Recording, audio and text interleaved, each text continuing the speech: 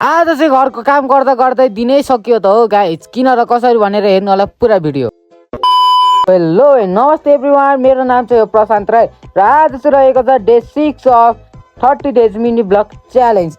र म चाहिँ अहिले चाहिँ कलेजबाट आएर लुगा सुगा फेरेर टक्क साले म चाहिँ हात धुन गएँ खाना खानलाई, किनभने 10 बजेर 52 मिनट गइसकेको थियो र अहिले चाहिँ यहाँ चाहिँ मेरो दिदीले चाहिँ यहाँ खाना पस्किँदै हुनुहुन्छ र म चाहिँ खाना खाएर चाहिँ म चाहिँ सुतेर उठेर म चाहिँ यहाँ मुख धुँदैछु होइन, चट्ट पारामा मुख धुएँ। अनि त्यसपछि जति गर्दा पनि पाक्दै नपाकेको केरालाई चाहिँ मैले चाहिँ यता चारोको लागि पकाउन थालेँ।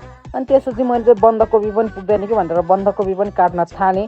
सो हेर्न सक्नुहुन्छ मेरो कलिलो हातको हालत। त्यसपछिबाट यता चारो चाहिँ मैले भोलि बनाएँ। यो चारो पाक्दै गर्दाखेरि चाहिँ मैले साइडमा लगाएर चाहिँ झाड पनि पसिसकेको थिएँ चट्ट लगाएर है। यसलाई चाहिँ अब मर्चा सर्चा हाल्नुपर्ने थियो। अनि त्यसपछिबाट मैले चाहिँ मर्चा सर्चा हालेर चाहिँ यसलाई चाहिँ चट्ट तरिकाले राखिदिएँ मजाले है। अनि त्यसपछिबाट चाहिँ मैले चट्ट तरिकाले चटपट बनाइ खाएँ, आफूलाई फुट्ने जति है साइडमा टक्कसँगले फुटिराखेर। त्यो अनि हाम्रो घरमा चाहिँ यहाँ चाहिँ चट्ट तरिकाले वीर सुँगुर लिएर आउनु भएको रहेछ। अनि यो सुँगुरलाई चाहिँ म पुऱ्याउन गएँ उसको घरमा।